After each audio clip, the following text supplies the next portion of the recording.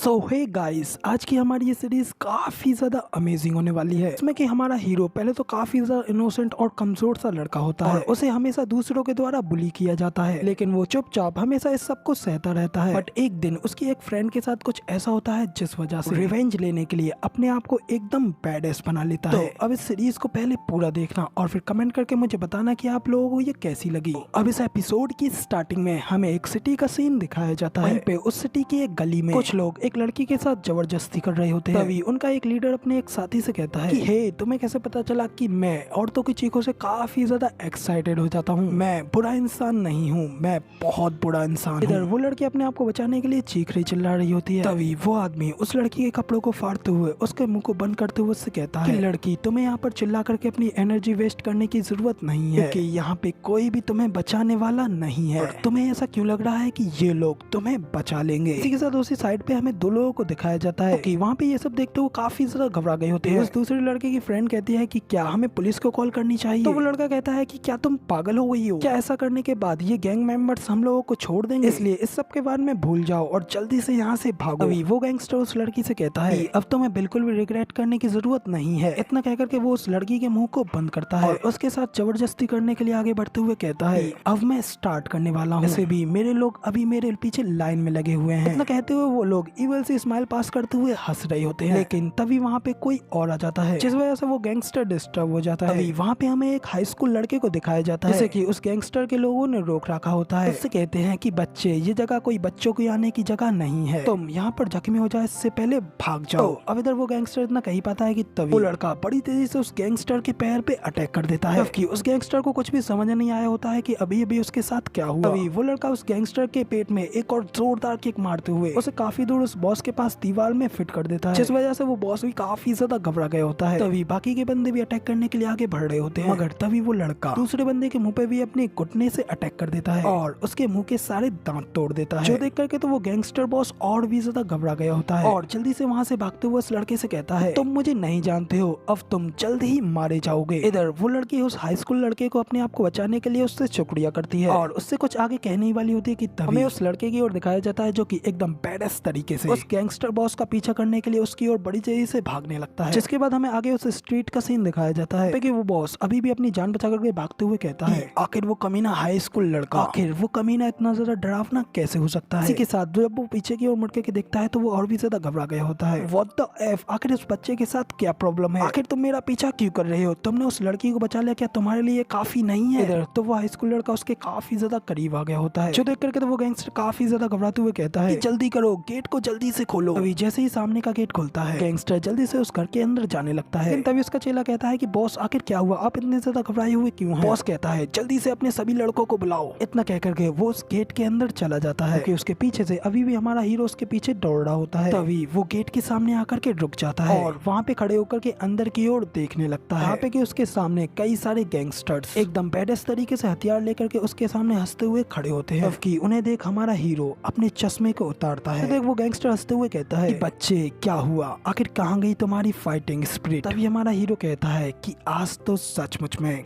काफी ज्यादा मजा आने वाला है। ये सब कहते हुए वो काफी ज्यादा इवल से स्माइल कर रहा होता है। जिसके बाद वो उन लोगों के पास उस घर में घुस जाता है। फिर हम लोगों को उस बिल्डिंग के अंदर काफी ज्यादा फाइटिंग की आवाज आने लगती है कि दूसरी ओर हमें उस बॉस को दिखाया जाता है जो कि अपनी चेयर के ऊपर बैठ गया होता है। कुछ देर बाद सब कुछ शांत हो जाने के बाद वो कहता है लगता है कि मेरे लोगों ने उस लड़के को अच्छा सबक सिखा दिया होगा। फिर वो अपने लोगों से कहता है बॉयज, अगर फाइट खत्म हो गई है तो उस लड़के को यहाँ पे अंदर लेकर के आओ। अब वो इतना कही पाता है कि तभी अचानक से उसके ऑफिस का गेट टूटता है, सीधा उस टेबल के ऊपर जाकर के लगता है, जिस वजह से वो बॉस काफी ज्यादा घबरा गया होता है। तभी उस गेट के पास हमारा हीरो एकदम बैडेस्ट तरीके से खड़ा होता है। जिसके बाद हमें उसके पीछे उन सभी गैंगस्टर्स को दिखाया जाता है जिन सभी को हमारे हीरो ने पीट पीट करके ढेर कर दिया होता है। इसी के साथ वो उनके बॉस की ओर बैडेस्ट तरीके से आगे बढ़ने लगता है। वो बॉस घबराते हुए कहता है कि क्या हुआ, आखिर वहाँ पे क्या हुआ, आखिर तुम यहाँ पे आगे मेरी ओर क्यों बढ़ रहे हो? उसका इतना कहते ही यहाँ पे हमारा हीरो अपने पैर को उसके सामने टेबल पे रखता है और उससे कहता है कि तुमने मेरे जूते पर पैर रखा था। कह करके वो उस बॉस के मुंह पर किक मारने लगता है, जबकि वो बॉस घबराते हुए कहता है कि रुको रुको, क्या बस इतना ही, क्या तुम इसी वजह से इतना सब कर रहे हो। इधर तो हमारा हीरो ये सब सुनकर के बिल्कुल भी नहीं रुकता और उस बॉस को काफी ज्यादा पीटने लगता है, जिसके बाद हीरो हम लोगों को बताता है आखिर मैं क्यों इतना सब कुछ कर रहा हूँ, क्यों मैं इस सब के लिए इतना ज्यादा आगे निकल गया। 1 साल पहले मैं बिल्कुल डिफरेंट था, मैं एक अलग ही पर्सन था। अब इसी के साथ में हमें 1 साल पहले की कहानी दिखाई जाती है, जहाँ पे कि 1 साल पहले हमें स्कूल को दिखाया जाता है। पे हमें एक लड़के और एक लड़की को बेंच के ऊपर बैठा हुआ दिखाया जाता है। लड़का तो एक न्यूज को पढ़ रहा होता है, तभी उसके साइड वाली लड़की कहती है ओ हमारी कंट्री की गवर्नमेंट और कॉर्पोरेट कंपनी ने एक साथ मिलकर के स्कूल में होने वाली बुलिंग को रोकने के लिए इस मेथड को निकाला है। इधर हमें उस न्यूज में स्ट्रॉन्गेस्ट टीनेजर MMA कंपटीशन को दिखाया जाता है। तभी लड़का कहता है कि मुझे यकीन नहीं हो रहा, जीतने वाले को इस कंपटीशन में 500 मिलियन मिलेंगे, मगर क्या इससे तो वायलेशन और भी ज्यादा नहीं बढ़ जाएगा। तभी वो लड़की कहती है कि ओ माई कांग हंगयुल मेरे दोस्त, जरा इसके बारे में सोचो, इस टूर्नामेंट में पार्ट लेने के लिए रूल्स के हिसाब से आप कहीं और नहीं लड़ सकते, और तुम्हें नहीं लगता है कि कंट्री के सभी गैंगस्टर्स इस कंपटीशन को जीतने के लिए कुछ भी करना चाहेंगे, और इससे क्या हमारा स्कूल भी शांत नहीं हो जाएगा। तो कांग हंगयुल कहता है खैर इसके अलावा छोटा सा डोंग रीजन भी विनर को 10 मिलियन वोन दे रहा है। मुझे थोड़ी हैरानी है कि हांगशोंग ग्रुप इतने ज्यादा पैसे को खर्च क्यों कर रहा है। तभी हंगयुल की साइड पे वो लड़की पंच मारते हुए कहती है अगर ये कंपटीशन खाली लड़कियों का होता तो मैं इसमें ज्वाइन जरूर करती। हंगयुल भी उस पंच से बचते हुए कहता है कि मैं तुम्हारी फीलिंग्स को समझ सकता हूँ, मगर सियोंग क्या तुम्हें पहले लड़कियों की तरह एक्ट नहीं करना चाहिए। तो ये सुन सियोंग चिढ़ते हुए कहती है तुम्हारी हिम्मत कैसे हुई मुझे इतना ज्यादा एम्बेरस करने की, क्या तुम एक ऐसी लड़की के साथ पिटना चाहते हो जो लड़कियों की तरह एक्ट नहीं करती। ये देख करके तो हंगयुल काफी ज्यादा घबरा गया होता है। तभी अचानक से उनकी साइड पे काफी ज्यादा शोर होने लगता है, सभी लड़के काफी ज्यादा एक्साइटेड होते हुए दूसरी ओर देखने लगते हैं। तभी उन लोगों को देख सियोंग भी कहती है हंगयुल मुझे नहीं लगता है कि हमारे स्कूल के लड़के अभी टूर्नामेंट के बिल्कुल भी परवाह करते हैं। तभी हंगयुल भी कहता है कि ये क्या, आखिर वहाँ पे इतना ज्यादा हंगामा क्यों हो रहा है। सियोंग कहती है कि हाँ क्या तुम सीरियसली ये पूछ रहे हो, इसलिए तो मैंने तुमसे एटलीस्ट काका ओटाकू लेने के लिए बोला था, क्या तुम इतने बड़े इवेंट के बारे में नहीं जानते। हंगयुल तो कहता है कि आखिर वहाँ पे क्या चल रहा है। तभी अचानक से वो सामने की ओर देखकर तो काफी ज्यादा हैरान हो गया होता है, क्योंकि उसके सामने एक बेहद ही ज्यादा खूबसूरत सी लड़की स्कूल में आई होती है। देख सभी लड़के हैरान होते हुए कहते हैं लड़की कुछ दिन पहले हमारे स्कूल में ट्रांसफर होकर के आई है, सच में बेहद ही ज्यादा ब्यूटीफुल है। इधर सियोंग भी हंगयुल को ये सब बताते हुए कहती है स्कूल के कई सारे लोगों ने उसे अपना बनाने के लिए तो ट्राई भी कर लिया, और उस लड़की ने डायरेक्टली उन सभी को रिजेक्ट कर दिया है। तुम नहीं जानते कि आखिर वो लड़की कितनी ज्यादा कोल्ड और एरोगेंट है, तक एक गैंगस्टर कुछ दिनों से उसके ऊपर डोरे डाल रहा था, लेकिन उस लड़की ने सिर्फ उससे यही कहा कि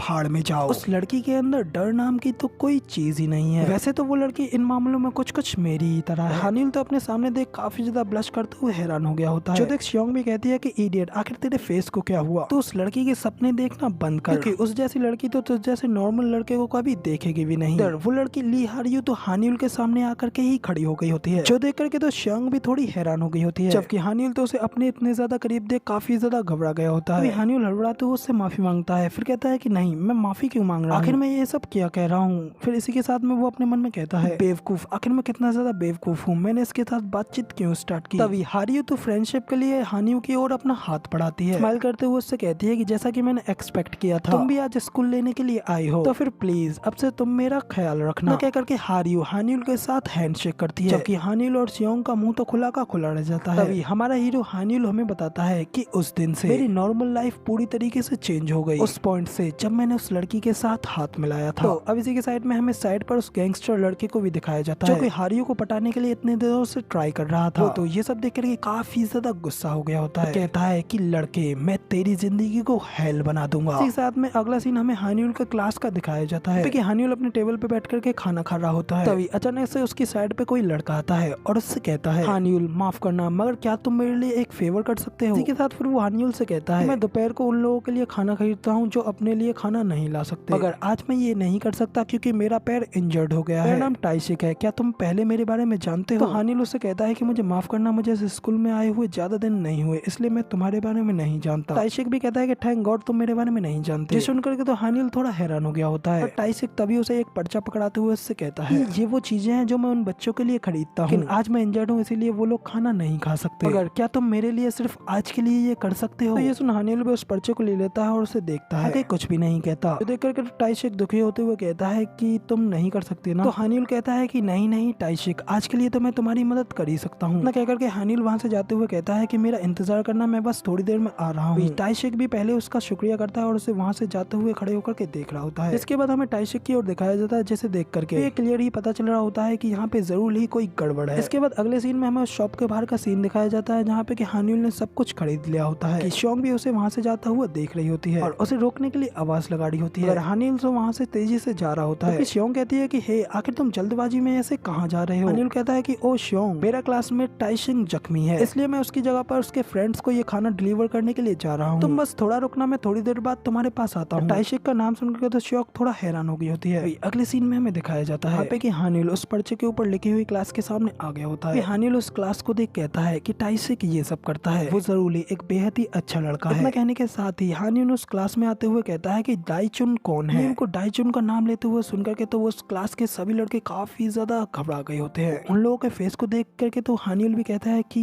क्या मैं कोई गलत क्लास में आ गया। मगर तभी अचानक से वो गैंगस्टर लड़का डाइचुन हानियुल के पीछे आकर के खड़ा हो जाता है। इवल सी स्माइल में हंसते हुए कहता है कि ओह तो तुम आ ही गए। ये बात सुनकर के तो हानियुल काफी ज्यादा घबरा गया होता है। तभी टाइचुन इविल सी स्माइल हंसते हुए उससे कहता है तुमने यहाँ आने से पहले क्या डाइचुन के बारे में जानने की कोशिश भी नहीं की। उस बच्चे टाइशिंग ने तो ये तो सचमुच बहुत अच्छा काम किया है, मैं तुझे इसके बारे में बताऊंगा। इसी के साथ सीन चेंज होकर के हमें एक जगह का सीन दिखाया जाता है। यहाँ पे कि हानियुल उदास होकर के अकेला बैठा होता है। शोंग आते हुए उससे कहती है कि आखिर तुम इतने दुखी क्यों बैठे हो। हानियुल भी यहाँ पे अपने पास शोंग को देखता है। तभी शोंग उसके पास बैठ करके कहती है कि क्या तुम्हारी लाइफ में अभी कुछ गलत चल रहा है। अगर तुम्हें किसी ने बुली किया हो तो हानियुल तुम मुझे बता सकते हो, फिर मैं तुम्हारे लिए सब कुछ ठीक कर दूंगी। हानियुल कहता है कि शोंग मेरी परवाह करना बंद करो और यहाँ से जाओ। शोंग भी हल्की सी स्माइल करते हुए कहती है हानियुल तुमने हमेशा मेरे कहे बिना ही मेरी मदद की है, अब तुम मुझसे यहाँ से जाने के लिए कह रहे हो। हानियुल कहता है कि आखिर मैंने तुम्हारी मदद कब की। कहती है क्या तुम सेकंड ग्रेड वाले टाइम पे हान रिवर के बारे में भूल गए। तो हानियुल कहता है कि नहीं मुझे कुछ भी याद नहीं। तो शोंग बताती है कि उस दिन जब मैं नदी में डूब रही थी तब तुमने भी मेरे पीछे मुझे बचाने के लिए रिवर में छलांग लगा दी। इसके बाद फिर शोंग हंसते हुए कहती है मगर क्या तुम्हें नहीं पता था कि ये कितना ज्यादा मुश्किल है एक पर्सन को अपने साथ नदी से बाहर निकाल पाना जबकि तुम पे स्विमिंग भी नहीं आती। और अगर मैं तुम्हें सच बताऊं तो उस दिन नदी में सुसाइड करने की कोशिश कर रही थी, लेकिन फिर अचानक से तुम भी मेरे पीछे नदी में कूद गए और मुझे बचाने के लिए शोर मचाने लगे। हानियुल भी कहता है कि रुको, इससे पहले मुझे ये बताओ कि आखिर तुमने सुसाइड क्यों कर रही थी। शोंग उसे बताती है कि मेरे फादर बेहद ही ज्यादा ड्रिंक करते थे और नशे में मुझे और मेरी माँ को पीटा करते थे, लेकिन मैं तब तो ये सब किसी भी तरीके से सह लिया करती थी। लेकिन उस दिन एक आदमी ने मेरे फादर को बुलाया। इतना कहने के बाद फिर शोंग चुप हो जाती है। फिर वो प्यारी से स्माइल करते हुए कहती है खैर जो भी हो, मैं मेरी मदर के लिए ये सब सहती रही, लेकिन वो टाइम एक सेकंड ग्रेड मिडिल स्कूल की लड़की के लिए काफी ज्यादा हार्ड था। लेकिन क्या तुम जानते हो कि रिवर से बाहर निकलते ही तुमने सबसे पहले मुझसे क्या कहा था। तभी हमें फिर से उस फ्लैशबैक को दिखाया जाता है कि शोंग हानियुल को रिवर से बाहर निकलती है। हानियुल उससे कहता है कि तुम ऐसी जगह पर रिवर में नहीं जाना चाहिए, ये पानी बेहद ही ज्यादा डिस्गस्टिंग है। इतना कहकर के फिर शोंग जोरों से हंसते हुए कहती है क्या तुम्हें पता है कि मैं उस टाइम पे कितनी ज्यादा हंसी थी, लेकिन उस टाइम पे इस तरीके से हंसने के बाद में मुझे समझ में आया कि मैं फिर से जीना चाहती हूँ। हानियुल तुम्हारे रिवर में मुझे बचाने के लिए जंप करने से पहले मैं लड़कों को पूरी तरीके से हेट किया करती थी, लेकिन उस घटना के बाद से मुझे लगा कि मैं लड़कों पर थोड़ा विश्वास कर सकती हूँ। लेकिन हानियुल जब तुम स्विम करना ही नहीं जानते थे तो फिर आखिर तुमने मेरे पीछे पीछे रिवर में जंप क्यों लगा दिया। तो हानियुल कहता है कि कोई मेरे सामने ही नदी में जाकर के मर रहा था, मुझे कुछ भी समझ में नहीं आया और मैंने डायरेक्ट पानी में जंप लगा दी। तभी शोंग हंसते हुए कहती है क्या तुम श्योर हो कि तुम मुझे प्यार नहीं करते।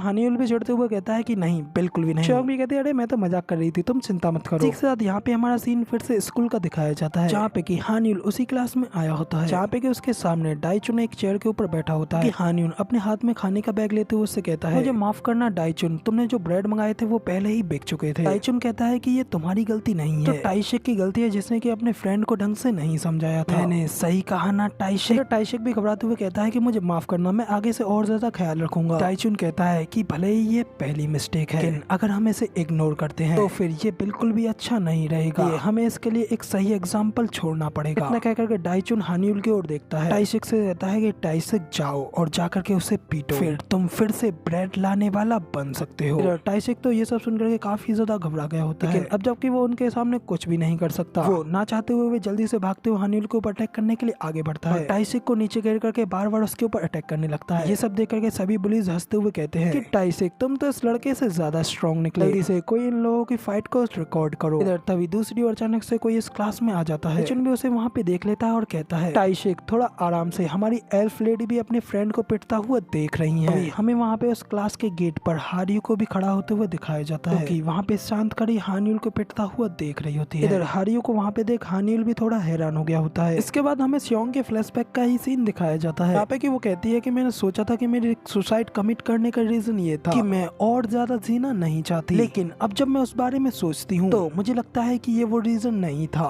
इधर हमें फिर से डाइचुन की ओर दिखाया जाता है जो कि हानिल को सुसाइड कमिट करवाने के लिए उससे कहता है तुम जो काम करने वाले हो वो एक सीक्रेट है, तो इसलिए बाकी के लोगों को इस बारे में पता चलना नहीं चाहिए। तो अब क्योंकि पनिशमेंट तुम्हारा इंतजार कर रही है तो ये कितना ज्यादा मजेदार है। वैसे तुम्हारी यंगर सिस्टर भी काफी ज्यादा प्रिटी और हॉट है ना। इधर ये सब सुनकर के हानिल भी अपने मन में कहता है कि लोगों का सुसाइड चूज करने का रीजन ये होता है कि प्रोबेबली तौर पर उनके पास कोई और रास्ता नहीं होता, और क्योंकि उनके पास कोई और दूसरा रास्ता नहीं होता इसलिए वो लोग उस रास्ते को चुनते हैं जिसके के ऊपर अब उन्हें और ज्यादा चलने की जरूरत नहीं पड़ेगी। एटलीस्ट अभी फिलहाल तो मुझे यही फील हो रहा है। इतना कहकर के हमें हानिल को दिखाया जाता है जो सुसाइड करने के लिए बिल्डिंग के ऊपर एक ऊंची जगह पर आ गया होता है और इस सब चीज के बारे में सोचते हुए कहता है कि अब मुझे क्या करना चाहिए। इधर जब वो ये सब कह ही रहा होता है कि तभी अचानक से उसके पीछे से एक हाथ आता है। तभी हानिल डरते हुए कहता है कि मुझे माफ कर दो, मैं जरूर से तुम्हारे लिए पैसे लेकर के आऊंगा। अगर इधर हमें हानिल के पीछे श्योंग को दिखाया जाता है क्योंकि हानिल से कहती है कि आखिर तुम ऐसा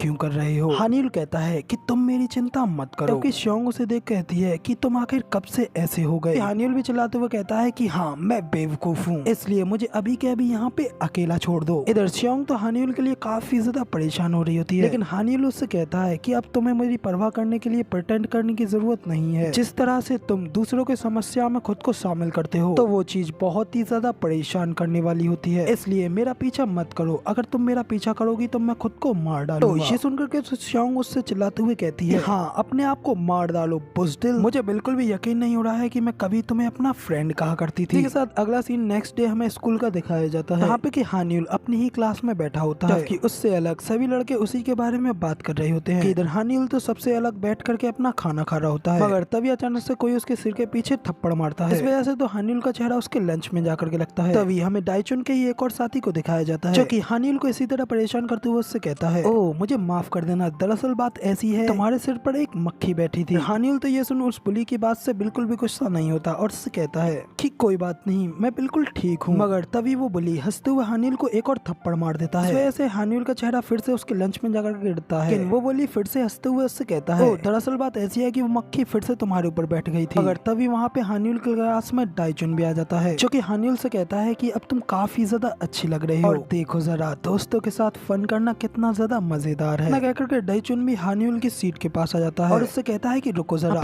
तुम्हारे ऊपर एक और मक्खी है। कहकर के वो भी हंसते हुए हानिल के सिर पर थप्पड़ मारने के लिए आगे बढ़ने लगता है, लेकिन तभी कोई बड़ी तेजी से आकर के डाइचुन के हाथ को रोक लेता है। जबकि इधर हानिल तो अपने आप को बचता हुआ देख करके वो भी थोड़ा हैरान हो गया होता है। हमें दिखाया जाता है कि डाइचुन का हाथ रोकने वाली श्योंग होती है। श्योंग डाइचुन से कहती है कि तुम्हें क्या लगता है कि तुम अपने से ज्यादा वीक इंसान को परेशान करके कुछ पालोगे। डाइचुन तो ईवल से स्माइल करते हुए श्योंग को ही देख रहा होता है। इसके बाद फिर वो श्योंग के स्कर्ट की ओर अपना दूसरा हाथ बढ़ाने लगता है। देख करके तो श्योंग काफी ज्यादा घबरा गई होती है। जल्दी से अपने आप को बचाने के लिए डाइचुन का हाथ छोड़ते हुए पीछे की ओर हटती है और उससे कहती है कि व्हाट द हेल, आखिर तुम ऐसा कैसे कर सकते हो। डाइचुन हंसते हुए उससे कहता है कि आखिर अब तुम ये सब कंटिन्यू क्यों नहीं करना चाहती। श्योंग कहती है कि इससे कोई फर्क नहीं पड़ता है कि तुम अपने आप को कितना भी ज्यादा स्ट्रॉन्ग प्रिटेंड क्यों ना करो, तुम लोग यहाँ सबसे बड़े बेवकूफ लगते हो और अगर तुम अभी भी लोगों को इसी तरह परेशान करते रहोगे तो मैं अभी पुलिस को बुलाऊंगी। इसलिए मैं तुम लोगों को सलाह देती हूँ कि अब तुम लोग ये करना बंद कर दो। श्योंग की ये बात सुनकर के तो डाइचुन का दोस्त गुस्सा होते हुए कहता है तुम साइको बिच, तुम पुलिस को कॉल करोगे, लेकिन चलो फिर देखते हैं कि आखिर यहाँ पे पहले कौन मरेगा। इतना कहकर के वो श्योंग के ऊपर अटैक करने के लिए आगे बढ़ते हुए कहता है कि कमीनी कुटिया, तुम्हारे अंदर कुछ ज्यादा ही एटीट्यूड है, इसलिए मैं अभी के अभी तुम्हारा मुंह शांत कराई देता हूँ। इतना कहकर के वो श्योंग के ऊपर थप्पड़ मारने ही वाला होता है कि तभी डाइचुन उसे रोकते हुए कहता है कि शांत हो जाओ, दोस्तों के बीच में ये सब नहीं किया जाता है। डाइचुन की ये बात सुनकर तो वो बुली हैरान होते हुए कहता है कि मगर लेकिन क्यों। तो डाइचुन ईवल सी स्माइल देते हुए कहता है कि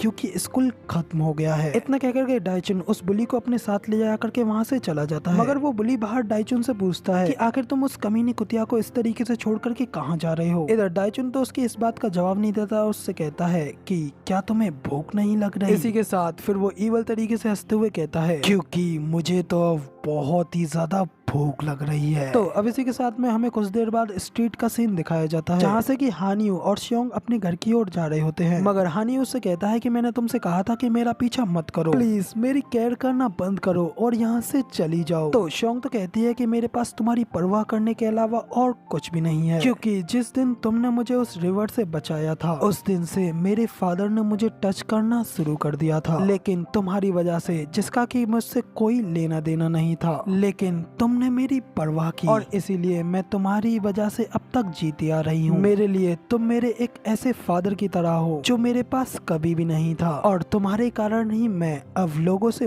बातचीत कर पाती हूँ। इसलिए मैं तुम्हारी हर उस चीज में साथ दूंगी, चाहे फिर मेरा उसमें कोई इन्वॉल्वमेंट हो या ना हो। इसलिए तुम कम से कम मेरे ऊपर डिपेंड करो और उन लोगों के हाथों इस तरीके से बिल्कुल भी बुली मत हो। इधर हानियुल तो श्योंग की ये सारी बातें सुनकर के कहता है कि फिर आखिर मैं क्या करूँ। इसी के साथ फिर वो श्योंग की ओर मुड़ते हुए कहता है कि वो लोग तो मेरी छोटी बहन का नाम लेकर के भी मुझे धमका रहे हैं, तो फिर आखिर मैं क्या करूं, और अगर मैं ये सब सहन कर लूं तो ये सब ठीक रहेगा। इसलिए तुम्हें भी अपने आप को खतरे में डालना बंद कर लेना चाहिए। इतना कहकर के जब हानियुल पीछे की ओर देखता है तो वो काफी ज्यादा हैरान हो गया होता है, क्योंकि श्योंग वहाँ से गायब हो गई होती है। तभी वो उस स्ट्रीट की ओर देखते हुए कहता है कि आखिर वो अचानक से कहाँ चली गई। मगर तभी वो काफी ज्यादा घबराते हुए श्योंग को इधर उधर देखते हुए कहता है कि नहीं नहीं, ऐसा नहीं हो सकता। लेकिन तभी अगला सीन हमें एक कंस्ट्रक्शन साइड पे बिल्डिंग का सीन दिखाया जाता है, जिसके कि एक कोने में कई सारे लोग श्योंग को उठा करके ले आए होते हैं, जबकि श्योंग उन लोगों से घबराते हुए कह रही होती है कि मुझे जाने दो, अपने हाथ मुझसे दूर रखो। मगर तभी डाइचुन हंसते हुए उससे कहता है तब तो तुम बहुत ही ज्यादा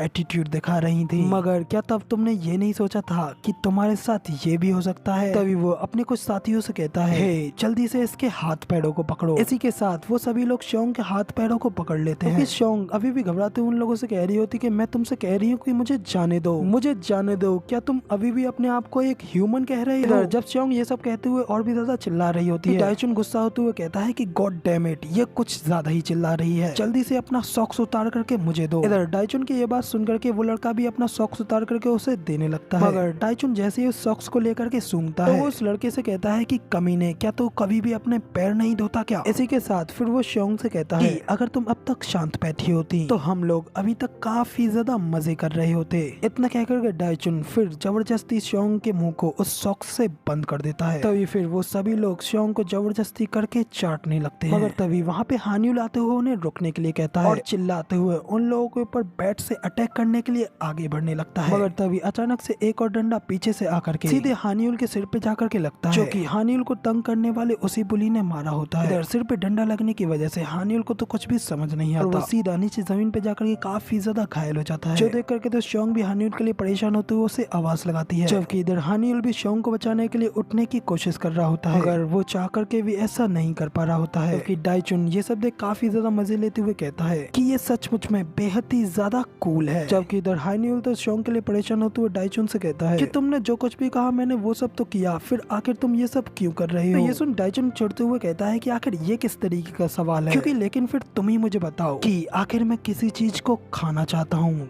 तो मैं उसे क्यों नहीं खा सकता। अभी हानियुल भी रोते हुए कहता है कि आखिर तुम ये सब क्या कह रहे हो। इधर डाइचुन हानियुल की बात इग्नोर करते हुए श्योंग की ओर फिर से आगे बढ़ने लगता है, जबकि श्योंग भी ये देख घबराते हुए कहती है कि नहीं प्लीज रुक जाओ, प्लीज मुझे माफ कर दो। मगर डाइचुन उसकी एक बात नहीं सुनता और सॉक्स को उठाते हुए कहता है कि देखो जरा इस स्विच को, क्या तुम्हें पता भी है इसको अपने हाथ में लेना मेरे लिए कितना ज्यादा मुश्किल है, लेकिन फिर भी तुमने इसे अपने मुंह से निकाल दिया। इतना कह करके डाइचुन श्योंग के मुंह पे एक थप्पड़ मारता है। देख करके तो हानियुल फिर से चिल्लाते हुए कहता है कि नहीं प्लीज रुक जाओ, मगर तभी वो दूसरा बुली अपने सॉक्स से हानियुल के मुंह को भी बंद कर देता है। तभी ये देख करके डाइचुन भी खुश होते हुए कहता है हाँ उसे अच्छी तरीके से पकड़े रखो, उसे एक भी सिंगल मूवमेंट मिस नहीं करना चाहिए। इतना कह करके डाइचुन श्योंग के स्कर्ट में अपना हाथ डाल करके उसकी पैंटीज को उतार देता है और फिर जबरदस्ती उसका रेप करने लगता है, जबकि हानियुल सिर्फ उन्हें रोकने के लिए कहता रह जाता है। डाइचुन फिर भी श्योंग के साथ जबरदस्ती करता रहता है, जो देख करके हानियुल भी पूरी तरीके से टूट गया होता है। मगर फिलहाल हम हमारी ये वाली सीरीज के इस पार्ट का यहीं पे एंड करते हैं, लेकिन अभी तो ये कहानी शुरू हुई है। हमारा हीरो उन लोगों से बदला लेने के लिए धीरे धीरे बहुत ही ज्यादा स्ट्रॉन्गर हो जाएगा, तो इसलिए आगे की कहानी देखने के लिए मुझे कमेंट करके जरूर बताना। फिलहाल वीडियो पसंद आई हो तो लाइक शेयर कमेंट जरूर से कर देना, और चैनल पर नए हो तो सब्सक्राइब करना बिल्कुल भी मत भूलना।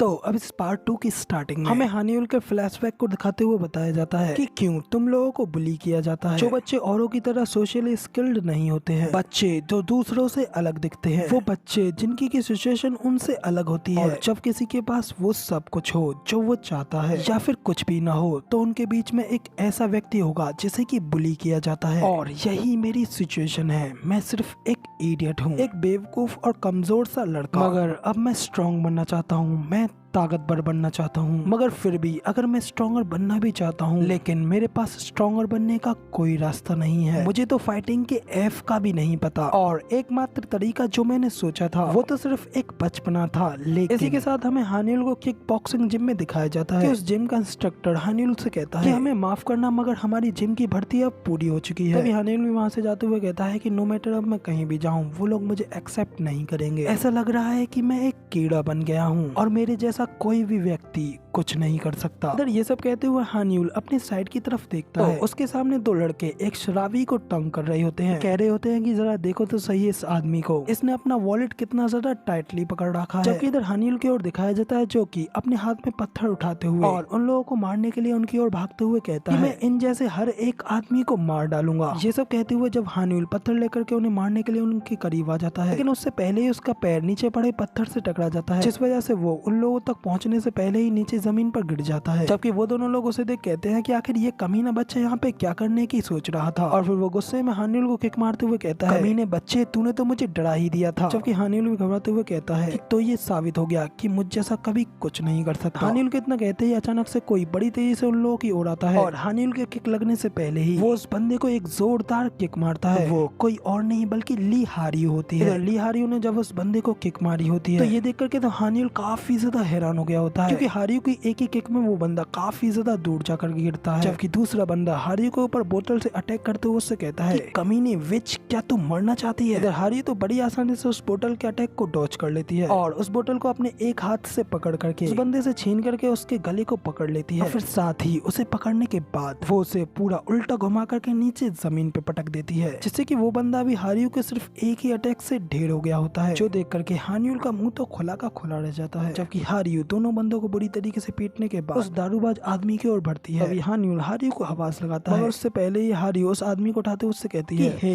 अंकल, मैंने तुमसे कहा था ना कि ऐसी जगहों पर मत सोया करो, आखिर कब तक आप अपनी जवान भतीजी से ये सब करवाते रहेंगे। इतना कह करके हारियो उस अंकल को उठा करके वहाँ से ले जाने लगती है। जबकि पीछे खड़ा हानियुल तो हैरान होते हुए कहता है कि आखिर एक लड़की ये सब कैसे कर सकती है। कह करके हानियुल हारियो को आवाज लगाता है, जबकि हारियो तो अपने अंकल से कहती है कि अंकल आप बेहद ही ज्यादा भारी होते जा रहे हैं, और अगली बार से मैं आपको देखने के लिए बिल्कुल भी नहीं आने वाली। जबकि इधर हारियो को अपने आप को इस तरीके से इग्नोर करता हुआ देख हानियुल दुखी होते हुए कहता है कि आखिर वो मेरे जैसे किसी की परवाह क्यों ही करेगी। मगर तभी हारियो से आवाज लगाते हुए कहती है कि हे आखिर तुम वहाँ पर क्या कर रहे हो, वहाँ पे सिर्फ खड़े ही मत हो, यहाँ पे आकर के मेरी मदद करो। हारियो की ये बात सुनकर तो हानियुल कुछ देर के लिए तो हैरान हो गया होता है, जिसके बाद वो उसकी मदद करते हुए उस अंकल को उसके पीछे पीछे ले जाने लगता है। इसी तरह कुछ देर चलते चलते हानियुल अपने मन में कहता है कि मेरे पास उससे पूछने के लिए काफी सारी चीजें हैं, लेकिन वो सब मेरे सिर में है। तभी हारियो उससे कहती है कि क्या तुम जानते हो कि मुझ जैसी एक कमजोर सी लड़की ने आखिर उन लोगों को कैसे हरा दिया। तो हानियुल भी हैरान होते हुए कहता है कि हाँ मैं ये जानना चाहता हूँ। तभी हारियो भी उसकी तरफ मुड़ते हुए कहती है कि थैंक्स टू यू। तो ये सुनकर तो हारियो काफी ज्यादा हैरान होते हुए कहता है कि क्या, आखिर तुम्हारे कहने का क्या मतलब है। तो हारियो कहती है कि शुरू से ही मेरी बॉडी में कोई भी फिजिकल स्ट्रेंथ नहीं थी, लेकिन तुम्हारे द्वारा इस तरीके का हंगामा होने के कारण उन्होंने कभी भी मेरी सिचुएशन का अनुमान नहीं लगाया। इवन कि फिर चाहे कोई मेल ही क्यों ना हो, अगर कोई अनगार्डेड होता है तो मैं अपनी लड़की की पावर से ही उन लोगों को अपने सामने झुका सकती हूँ। ऐसी 3 जगहें होती हैं जो कि लड़ाई के समय सचमुच में काफी ज्यादा घातक होती हैं, लेकिन उन पर अटैक कर पाना आसान नहीं होता है, क्योंकि उनकी प्रोटेक्शन बड़ी ही आसानी से की जा सकती है, जिसमें कि पहली आंखें, दूसरी ग्रोइंस और जबड़ा। हालांकि जबड़ा देखने में तो कठोर लग सकता है, लेकिन उसका स्ट्रक्चर कुछ ऐसा होता है जैसे कि बाहर निकालना आसान होता है, क्योंकि बहुत सारी नसें वहाँ से होकर के गुजरती है, और अगर तुम किसी को अनगार्ड देखते हो, उस जगह पर हिट करते हो, तो तुम उस व्यक्ति को अपने सिर्फ एक ही स्ट्राइक में हरा सकते हो। और जब उस दूसरे ने पहले को नीचे गिरते हुआ देखा तो वो भी काफी ज्यादा हैरान हो गया, और गुस्से में अपनी पूरी ताकत के साथ बोतल लेकर के मेरी ओर आया। तो मैंने उसकी उसी ताकत का इस्तेमाल उसे काउंटर करने में किया, और जिस स्पीड के साथ वो मेरी ओर आ रहा था, तो मुझे बस उसे थोड़ा सा बेंड करना था, जिससे कि मैं उसे इस तरीके से ढेर करने में कामयाब हो पाई। हारियो की ये सारी बातें सुनने के बाद हानियुल भी हैरान होते हुए कहता है कि तो ये सब हुआ था। तभी हारियो कहती है कि अगर तुम ये सोच रहे हो ये सब करने के लिए आखिर मैंने अपनी बॉडी को इस तरीके का कैसे बना लिया, तो मैं तुम्हें बता दूं कि मेरे पास एक टीचर है जिसने कि मेरी बॉडी को ये सब करने में ट्रेन किया, तब से जब से मैं कमजोर थी। हानिल उससे पूछता है कि आखिर फिर वो कौन है, मगर इसी के साथ में फिर हमें उस अंकल के घर पे उस अंकल को दिखाया जाता है। इसे आराम से लेटाने के बाद हारियो हानिल से कहती है हाँ तुम बिल्कुल ठीक कह रहे हो, वो टीचर मेरे ये अंकल है। जबकि हानिल को तो इस बात पर बिल्कुल भी विश्वास नहीं हो रहा होता है। तभी हारियो कहती है खैर अब जब वो ऐसे बन गए हैं तो अब हमारी जिम जल्द ही बंद हो जाएगी, और वो बात अलग है कि इन्होंने अपनी सिखाने की सारी इच्छा को दूर कर दिया है। तो ये सुनकर के तो हानिल की आखिरी होप भी टूट गई होती है, जिस वजह से वो दुखी होकर के नीचे जमीन पर बैठ जाता है और अपने सिर को झुका करके उस अंकल के सामने झुक जाता है। जो देख करके तो हारियो भी थोड़ा हैरान होते हुए कहती है कि आखिर तुम इस तरीके से अपने घुंडों के बल क्यों बैठ गए हो। तभी हानिल अंकल से कहता है प्लीज टीचर मैं ताकतवर बनना चाहता हूँ, लेकिन कोई भी मुझे लेना नहीं चाहता। मैं उन कमीनों को डिस्ट्रॉय कर देना चाहता हूँ, लेकिन मुझ जैसा कमजोर सा लड़का ये बिल्कुल भी नहीं कर सकता, इसलिए प्लीज प्लीज मुझे सिखाइए। इधर तो हारियो की ये सारी बातें सुनने के बाद में वो अंकल नशे में नींद में होते हुए कहता है कि हे शोर करना बंद करो। तो ये सुनकर तो हारियो एकदम दुखी होते हुए कहता है कि जैसा कि मैंने सोचा था मुझ जैसा पर्सन कुछ भी नहीं कर सकता। हानिल को इतना कहते ही वो अंकल एकदम से जाग कर के बैठ जाते हैं और एकदम सीरियस तरीके से हानिल को देखते हैं। फिर वो उठ करके खड़े हो जाते हैं और हानिल से कहते हैं कि अब से ये सब नहीं होने वाला। ये सुनकर तो हानिल भी हैरान होते हुए कहता है कि इसका मतलब क्या आप मुझे एक्सेप्ट कर रहे हैं। कह करके फिर वो अंकल को शुक्रिया करता है, जिसके बाद हमें यहाँ पर कुछ देर बाद का सीन दिखाया जाता है कि अंकल अभी भी बैठ करके अपने आराम से दारू पी रहे होते हैं। हानिल एक पेपर को लेते हुए उनसे कहता है कि क्या मुझे यहीं पर स्टैंप लगानी है, और फिर हानिल उस पेपर को पढ़ते हुए कहता है इस कॉन्ट्रैक्ट के हिसाब से कुछ भी हो जाए मुझे आपकी सारी कमांड्स माननी है, और जो भी आप फीस डिमांड करेंगे मुझे वो पे करनी है। और इसके अलावा यहाँ पे ये भी है कि मैं आपसे जो भी फाइटिंग स्किल्स को सीखूंगा उनका इस्तेमाल करते हुए मैं फाइट्स में जितने भी पैसा जीतूंगा उसका 8/2 मुझे शेयर करना है। इसका क्या मतलब है? तो अंकल कहते हैं कि ओ ऑफ कोर्स उसका 8वां हिस्सा मुझे मिलेगा और सिर्फ 2वां हिस्सा तुम्हें। इतना कहने के बाद फिर वो अंकल कहते हैं अगर तुम ये सब नहीं चाहते हो तो तुम ये करना छोड़ सकते हो। तो ये सुन हानिल भी अपने मन में कहता है खैर मैं फाइट्स लड़ते हुए पैसा तो बिल्कुल भी नहीं कमाऊंगा और मेरे पास लड़ाई छोड़ने का कोई कारण भी नहीं है। मैं तो बस इतना ही चाहता हूँ कि मैं बहुत ही ज्यादा स्ट्रॉन्गर बन जाऊँ, बस इतना ही। और उसके लिए मैं वो सब कुछ करूंगा जो भी कुछ मुझे करना पड़े। इतना कहकर के हानिल उस कॉन्ट्रैक्ट पर साइन कर देता है। क्योंकि ये देख अंकल भी हल्की से स्माइल करते हुए हानिल को ही देख रहा होता है कि हानिल उस कॉन्ट्रैक्ट को साइन करके उस अंकल को दे देता है। अंकल भी उस कॉन्ट्रैक्ट को हानिल का हाथों से बड़ी तेजी से छीन लेते हैं। इसके बाद वो किसी को कॉल लगाते हुए कहते हैं कि हे तुम यहाँ पर आ रहे हो, मैंने सही कहा ना? पास कोई है जैसे कि तुम जितना चाहे उतना अनलिमिटेड टाइम यूज कर सकते हो। जबकि अंकल की ये बात सुन हानिल भी अपने मन में कहता है लगता है कि कुछ गलत होने वाला है। इसके बाद वो लोग वहीं पे कुछ देर बैठे रहते हैं। हानिल उन अंकल से कहता है कि क्या वो पर्सन मैं हूँ जिसके बारे में आप अभी कह रहे थे, जैसे कि इसकी भी परवाह नहीं है कि इसके साथ क्या होने वाला है। तभी अंकल हानिल से कहते हैं कि अभी फिलहाल अपने इस चश्मे को उतार दो। हानिल भी उनकी ये बात सुनकर के अपने चश्मे को उतार देता है और फिर उनसे कहता है कि आखिर आपने मेरे चश्मे को क्यों उतरवाया है। तो अंकल खांसते हुए कहते हैं कि क्योंकि तुम अपने चश्मों के साथ नहीं पिट सकते। तो ये सुन हानिल भी हैरान होते हुए कहता है कि क्या आप ये सब क्या कह रहे हैं। अंकल हंसते हुए कहते हैं कि वो जल्द ही आने वाला है और तुम्हें इस बारे में जल्द ही पता चल जाएगा। तभी हानिल भी उनसे पूछता है कि आखिर कौन यहाँ पे आने वाला है। अभी से मैं अंकल को आगे से मास्टर कहने वाला हूँ। मास्टर हानिल से कहते हैं कि क्या तुम्हें ग्रेटेस्ट मिक्स्ड कॉम्बैट टूर्नामेंट के बारे में पता है। हानिल भी कहता है कि हाँ मुझे इसके बारे में थोड़ा आइडिया है। तो मास्टर कहते हैं कि जिस पर्सन के दिमाग में ये आइडिया आया है वो ही पर्सन यहाँ पे आने वाला है। साथ मास्टर के कमरे का गेट खुलता है। तभी मास्टर भी कहते हैं कि लो वो आ ही गया। क्योंकि तभी हानिल भी उसे देख कहता है कि आखिर तुम कौन हो। इसी के साथ में यहाँ पे हमारा सीन चेंज होता है, जिसके बाद अगला सीन हमें एक बड़ी सी बिल्डिंग का दिखाया जाता है कि टॉप पर एक आदमी अपने ऑफिस में खड़ा होता है। तभी वो आदमी अपने पीछे खड़े एक बंदे से पूछता है गैंगलियन हाल ही में कैसा है। इसी के साथ में हमें उस आदमी के बारे में बताया जाता है वो हानसुंग ग्रुप का चेयरमैन होता है, चेयरमैन गैंग डूजियो। और ये वही हानसुंग ग्रुप है जो कि इस टूर्नामेंट को करवाने वाले हैं। हमें उस चेयरमैन के पीछे वाले आदमी को दिखाया जाता है जो कि उनसे कहता है कि यस चेयरमैन आपके ऑफिशियली टूर्नामेंट को अनाउंस करने के बाद से वो स्कूल में बिल्कुल भी नहीं लड़ रहे हैं और मुझे यकीन है कि जैसा कि आप चाहते हैं ये टूर्नामेंट उतना ही ज्यादा इफेक्टिव रहेगा। तो चेयरमैन भी कहते हैं कि क्यों तुम्हें लगता है वो लड़का गैंगलियन स्ट्रॉन्गर लड़कों को देखता है तो उन पर अटैक करने लगता है। पीछे वाला बंदा कहता है कि अगर मैं हिम्मत करके अपनी बात कह सकूं तो मेरा मानना है कि यंग मास्टर ने अपनी एग्जिस्टेंस की मीनिंग को खोजने की कोशिश वहाँ की होगी जहाँ हर कोई अलाइट है। उनके पास एकमात्र टैलेंट है जो कि है फाइटिंग, और सिर्फ इतना ही नहीं, प्रेसिडेंट का तलाक। वो आगे कहीं पता है कि तभी चेयरमैन उसे रोकते हुए कहता है कि नहीं, अब जब मेरे बेटे के तलाक के बाद से मैंने इसके बारे में सुना है तो मुझे लगता है कि इस सब की वजह से मेरे ग्रैंडसन ने जो कुछ भी सहा, तो इस सब को भूलने के लिए उसने हिंसा, वायलेशन का सहारा लिया। आगे फिर चेयरमैन कहते हैं इसके अलावा क्या तुम्हें गैंगलियन का सामना करने के लिए कोई स्ट्रॉन्गर मिल गया है? तुम्हें नहीं लगता है कि वो इसीलिए इधर उधर किसी को ढूंढ रहा है क्योंकि तुम अब तक उसके साथ स्पेयर फाइट करने के लिए ढूंढ नहीं पाए हो? वो आदमी कहता है कि हाँ, हमें कोई मिल गया है जिसने कि खुद से उस कॉन्ट्रैक्ट पर साइन किया है। ये सुनकर तो फिर चेयरमैन भी पूछते हैं कि आखिर वो कौन है। इसी के साथ सीन चेंज होकर के हमें वापस से मास्टर के घर का सीन दिखाया जाता है कि वो लड़का हानिउल से कहता है कि जल्दी करो और खड़े हो जाओ। अभी हमें उस लड़की को दिखाया जाता है और वो लड़का कोई और नहीं बल्कि उस चेयरमैन का ही ग्रैंडसन गैंगलियन होता है। अब गैंगलियन मास्टर से कहता है ये तो सिर्फ मेरे एक ही हिट में नीचे गिर गया, आखिर आप मुझसे क्या करवाना चाहते हो? मास्टर कहते हैं कि अभी के लिए तुम इसे अपनी ग्रीटिंग्स समझो, लेकिन वो अभी इसलिए बेहोश नहीं हुआ क्योंकि तुमने उसे एक बार हिट किया। गैंगलियन भी ये सुन थोड़ा कंफ्यूज हो जाता है। तो मास्टर उसे बताते हैं कि मैं नहीं जानता कि क्या हुआ, लेकिन इस बच्चे ने ना तो कुछ दिनों से ठीक से खाना खाया है और ना ही ठीक से सोया है, लेकिन ये अभी तुम्हारी वजह से नॉकआउट नहीं हुआ है, बल्कि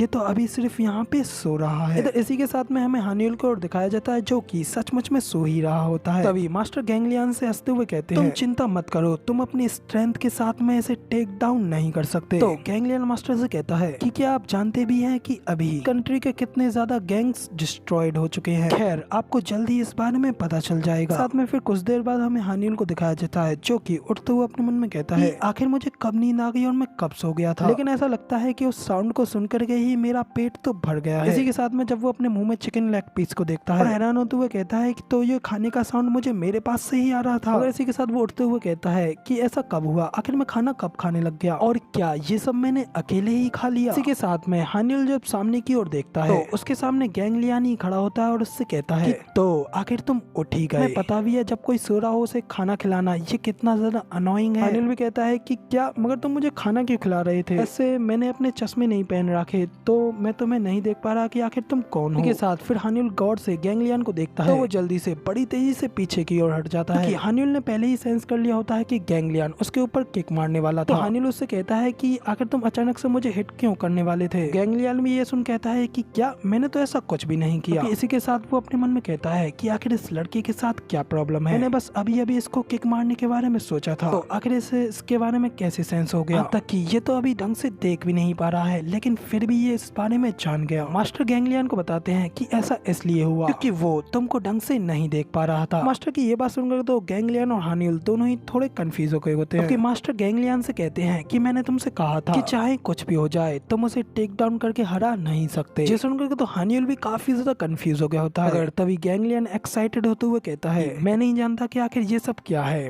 मगर अब तुम मरने वाले हो। तो ये सुन हानिउल मास्टर से कहता है कि मास्टर ये पर्सन अचानक से मेरे ऊपर अटैक करना क्यों चाहता है? कहते हैं कि आखिर तुम ये सब क्यों कह रहे हो क्योंकि तुमने तो ऑलरेडी अपने आप ही कॉन्ट्रैक्ट पर साइन किया है, इसलिए अब ये तुम्हें मौत की कगार तक हिट करता रहेगा। ये सुनकर तो हानिउल घबराते हुए कहता है तो क्या वो कॉन्ट्रैक्ट इस तरीके का था? तो उसके फिर इस बात का कोई जवाब नहीं देते। तभी हानिउल को सेंस होता है कि कोई बड़ी तेजी से उसकी ओर आ रहा है। कहा जाता है कि गैंगलियन बड़ी तेजी से हानिउल के पास आकर के उसे एक पंच मारता है, जैसे कि हानिउल बड़ी ही मुश्किल से नीचे झुक करके डॉच कर लेता है। अगर अब क्योंकि वो इस सब में ट्रेन नहीं है इसलिए वो नीचे जाकर के गिरता है, जबकि गैंगलियन हल्की से स्माइल करते हुए कहता है कि ऑफ कोर्स अगर मैं इस तरीके के पर्सन को भी नहीं हरा पाया तो इसका तो कोई फायदा ही नहीं है। मास्टर भी स्माइल करते हुए ये सब देख रहे होते हैं। तभी गैंगलियन थोड़ा हैरान होते हुए मास्टर को आवाज लगाता है। इधर हानिउल रोते हुए उठता है और मास्टर से कहता है क्या प्लीज मैं इस कॉन्ट्रैक्ट को कैंसिल कर सकता हूँ, क्योंकि अगर मैं फाइट करना सीखने से पहले ही मारा जाता हूँ तो फिर इस सब का तो कोई फायदा ही नहीं है। इधर हानिउल को फिर से खड़ा होता हुआ देख करके तो गैंगलियन गुस्से में अपने मन में कहता है कि मैंने तो इसे अपनी फुल पावर के साथ हिट किया था, फिर आखिर ये बच्चा खड़ा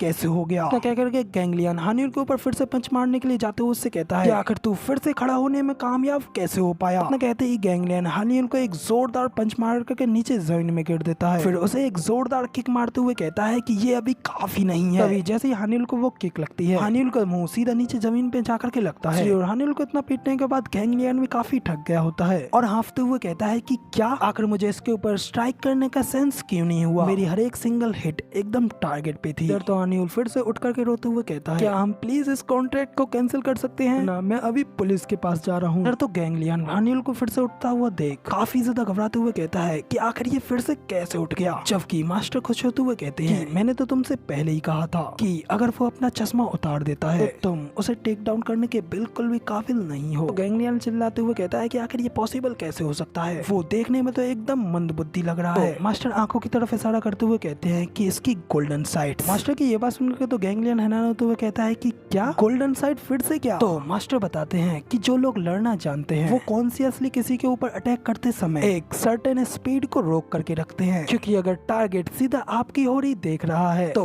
आपका मुक्का जिसमें कि आपकी पूरी ताकत लगी हुई है उस हिट को मुक्के मारने वाली मशीन की तरह आसानी से झेल नहीं पाएगा। लेकिन एक जगह ऐसी भी है जहाँ चाहे आप कितनी भी कोशिश कर लें, आप अपने मूवमेंट्स को नहीं छुपा सकते। ये सब सुन करके तो गैंग्लियन को कुछ भी समझ में नहीं आता, जबकि मास्टर आगे कहते हैं कि ये मूवमेंट आपका कोर होता है, यहाँ तक कि अगर तुम्हारी मांसपेशियों में भी हल्की सी मूवमेंट होती है तो भी ये आपकी कोर को मोड़ने के लिए थोड़ी प्रतिक्रिया करती है। तो गैंग्लियन गुस्से में कहता है कि तो फिर आखिर इसका इस गोल्डन साइड या किसी और चीज से क्या संबंध है? तो मास्टर कहते हैं कि लोग दूसरे के मूवमेंट्स को देख पाने में असमर्थ हैं। इसका कारण ये है क्योंकि लोग अपने देखने पर ज्यादा भरोसा करते हैं, लेकिन उस कोर के अलावा आप बहुत कुछ चीजें देख सकते हैं, इसलिए आप उसके मूवमेंट्स पर कॉन्सेंट्रेट नहीं कर पाते। उदाहरण के तौर पर अगर कोई गैंगस्टर है जिसके के पास टैटूज हैं, या फिर कोई ऐसा व्यक्ति जिसकी की बिल्कुल अलग ही स्माइल है, और या फिर उसके कोई फेक मूवमेंट्स हों, तो इस सब से ध्यान भटक जाता है। लेकिन उस बच्चे की नजर वो इनमें से कुछ भी नहीं देख सकता, लेकिन वो बॉडी की कोर मूवमेंट्स को निश्चित रूप से देख सकता है। गैंग्लियन कहता है कि ओ तो तुमने इसलिए इसको गोल्डन साइट्स कहा है, जबकि इधर ये सब सुनकर के तो हमारे हानुल को फिर भी कुछ भी समझ नहीं आता। इसलिए वो मास्टर से कहता है कि आपको इंटरप्ट करने के लिए माफ करना, लेकिन ऐसा लगता है कि आपने ही मुझे अपना सैंड बैग बनाने के लिए उस कॉन्ट्रैक्ट के ऊपर साइन करने के लिए कहा था, लेकिन मैंने उसकी मूवमेंट्स या फिर ऐसी किसी भी चीज का अनुमान नहीं लगाया था, और जब मैं आपके पास था तो आपने मेरी कोई आईसाइट टेस्ट भी नहीं किया, तो फिर आखिर आपको कैसे पता कि आखिर मेरी आंखों की रोशनी कितनी है? तो ये सुन मास्टर उसे उसका चश्मा दिखाते हैं और उससे कहते हैं कि मैंने तुम्हारे इस ग्लासेस को पहनने का ट्राई किया था, जबकि इधर गैंग्लियन तो कहता है कि ये सब बिल्कुल ही नॉनसेंस है, सिर्फ चश्मे को देख करके ही कोई किसी की आईसाइट के बारे में कैसे पता लगा सकता है? मास्टर कहते हैं कि ओ ऑफ कोर्स मैं इस बारे में जानता हूँ, कहकर के मास्टर हानिल को चश्मे को ओर देखते हैं और फिर उसे पहन लेते हैं, और उन लोगों को बताते हैं कि ऐसा इसलिए है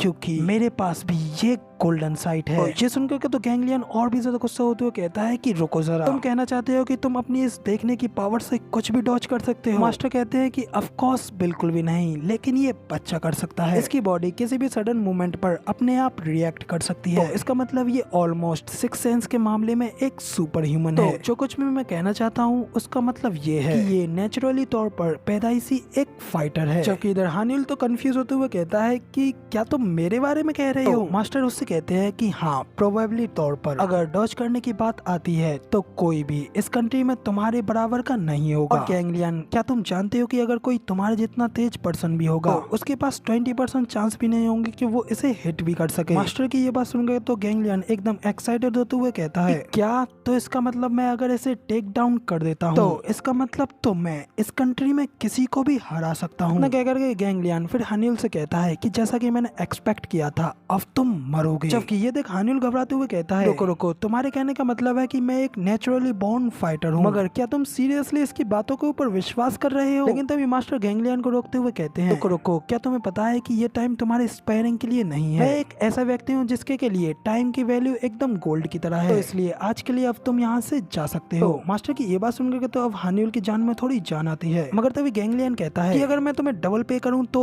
ठीक रहेगा ना? तो ये सुनकर तो मास्टर भी उसके लिए ओके कर देते हैं। जबकि ये देख करके तो भाई हानिल के फिर से फट जाती है और वो हैरान होते हुए कहता है कि फिर आखिर मेरे ओपिनियन के बारे में क्या कोई इस बारे में मुझसे नहीं पूछेगा? तभी दिखाया जाता है कि मास्टर की जिम में से काफी ज्यादा फाइट की आवाज आने लगती है, जिसके बाद हानिल हमें बताता है तो इसी तरह मेरी वेकेशन स्टार्ट हो गई और मैं लगातार उन छुट्टियों के दौरान कुछ भी नहीं कर रहा था सिवाय मार खाने के, और इस तरह एंड पे मुझे कुछ भी नहीं मिला, और इसी तरह फिर मैं वापस स्कूल आ गया।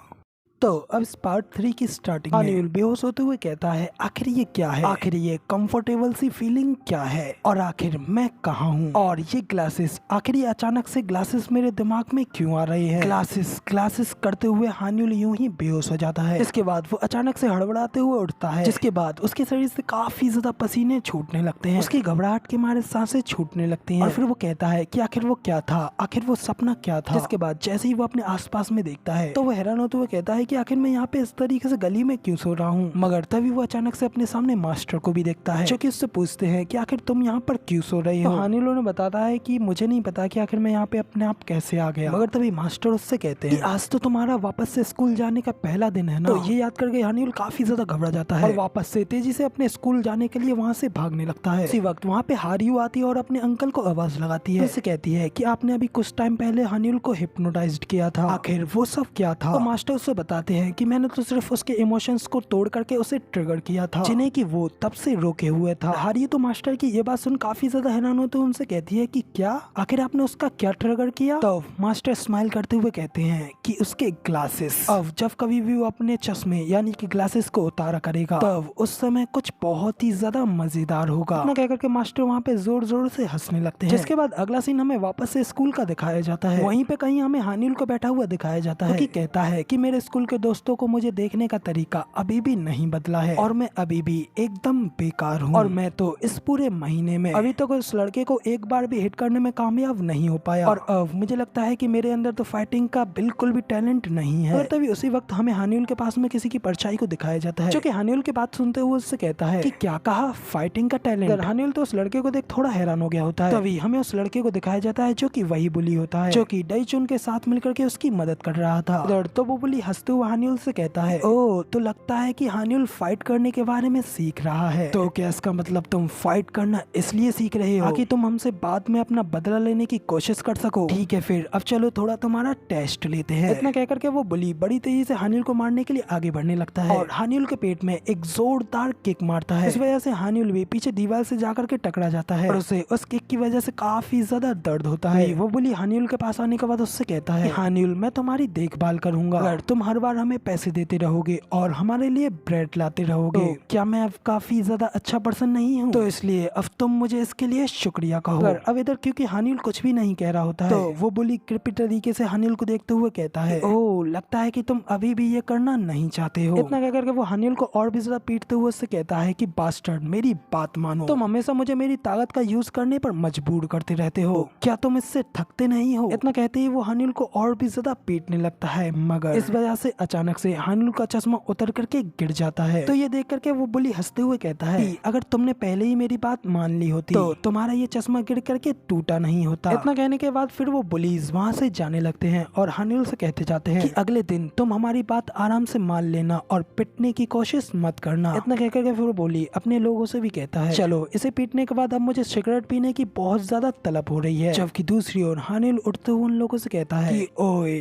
डाइचुन के चूजो तुम कुछ भूल रहे हो। तो वो बुली डाइचुन की ये बात सुन कहता है कि क्या कहा तुमने, मैंने ढंग से कुछ सुना नहीं। हानिल कहता है कि तुम भूल गए वो कहाँ है, आखिर वो कमीना डाइचुन कहाँ है। इधर तो हानिल को इस तरीके से कहता हुआ सुन करके सिर्फ वो बुली बल्कि बाकी के सभी स्टूडेंट्स भी काफी ज्यादा हैरान हो गए होते हैं। जबकि वो बुली अपने पीछे खड़े झाड़ू के झंडे को देखते हुए कहता है, ओह अब तो सभी लोग हमारी ओर ही देख रहे हैं। इतना कहकर के वो बुली उस झाड़ू के पास जाता है और उसके नीचे के हिस्से को तोड़ करके डंडे को अपने हाथ में ले लेता है। फिर उस डंडे से हानिल को ऊपर अटैक करने के लिए जाते हुए उससे कहता है कि कमीने लगता है कि अब तू मरना चाहता है। इतना कहते ही वो बुली हानिल के ऊपर उस डंडे से अटैक कर देता है, मगर तभी दिखाया जाता है कि वो डंडा हानिल को लगने से पहले ही टूट गया होता है, क्योंकि उस डंडे के हानिल के पास आने से पहले ही कोई उस डंडे को किक मार के तोड़ देता है। जो देख करके तो वो बुली भी काफी ज्यादा हैरान हो गया होता है। तभी हमें पता चलता है कि उस डंडे को किसी और ने नहीं बल्कि गैंगलियन ने तोड़ा होता है। इसके बाद गैंगलियन बड़े ही स्वैग में उन लोगों से कहता है कि आखिर तुम लोगों से किसने कहा तुम लोग मेरी परमिशन के बिना ही मेरे सैंडबैग को छू सकते हो। जबकि वो बुली तो अभी भी हैरान होते हुए कहता है कि आखिर तुम कौन हो। तो उस बुली के साथ ही उसे बताता है, मैंने सुना है कि कोई यहाँ पे नया ट्रांसफर स्टूडेंट आया है। ये सुनकर के तो वो बुली गुस्से में गैंगलियन से कहता है, तू कमीने क्रेजी बास्टर्ड अभी अभी ट्रांसफर होकर के आया है और ये सब कर रहा है। गैंगलियन भी फाइट के लिए तैयार होते हुए उससे कहता है, अगर तू यहाँ पे कोई भी परेशानी खड़ी करने की कोशिश करेगा फिर तो तू मेरे हाथों से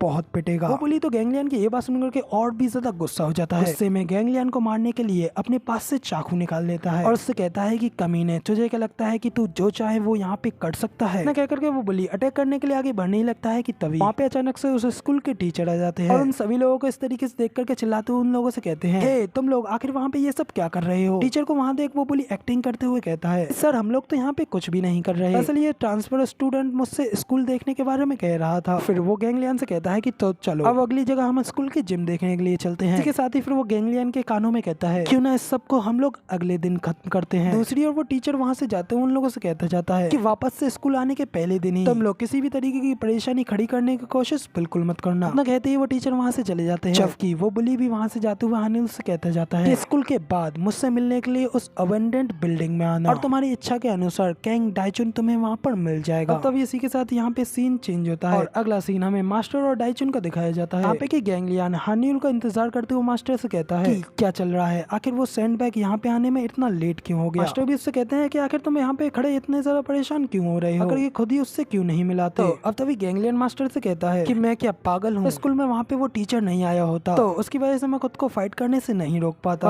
अगर अब भी मैं बाहर जाकर के फाइट लड़ता हूँ तो फिर तो मैं कभी भी teenager mix martial art tournament में हिस्सा नहीं ले पाऊंगा। मास्टर कहते हैं कि मगर मैं थोड़ा परेशान हूँ। तो गैंगलियन भी मास्टर से कहता है, ओ आखिर कब से आपको एक ऐसा डिसाइपल मिल गया जिसके लिए आप इतना ज्यादा चिंतित होने लग गए। तो मास्टर कहते हैं कि मैं हानिल के लिए परेशान नहीं हो रहा। तो गैंगलियन मास्टर से पूछता है कि आपके आखिर कहने का क्या मतलब है। तभी मास्टर कहते हैं कि तुम्हें क्या लगता है हानिल सचमुच में तुम्हें एक बार भी हिट नहीं कर सकता है। नहीं, मैंने एक दिन में कई बार उसे मल्टीपल काउंटर करते हुए देखा है, वो तो बस उनमें बिल्कुल भी ताकत नहीं लगा रहा था। तो फिर बताओ आखिर वो उनमें अपनी ताकत को इस्तेमाल क्यों नहीं कर रहा था। गैंगलियन कहता है कि ऑफ कोर्स क्योंकि मैं ताकतवर हूँ। तो मास्टर उसे बताते हैं कि नहीं, ये वो रीजन नहीं है, तुम हर बार इस जिम में अपनी कार से आया करते थे, जबकि वो हर रोज खुद चढ़ करके इस जिम में आया करता था। और जब कभी भी तुम बेतहाशा अपने अपोनेंट पर हमला करते रहते तो उसे हर दिन खुद को परखने के लिए अपनी लिमिट्स को पार करना पड़ता। और उसका सिर्फ तुम्हें हिट ना करने का कारण तो ये है क्योंकि बस वो तुम्हारे ऊपर गुस्सा नहीं होता और वो तुम्हारी तरह स्ट्रॉन्गर बनने के इरादे से काम नहीं करता,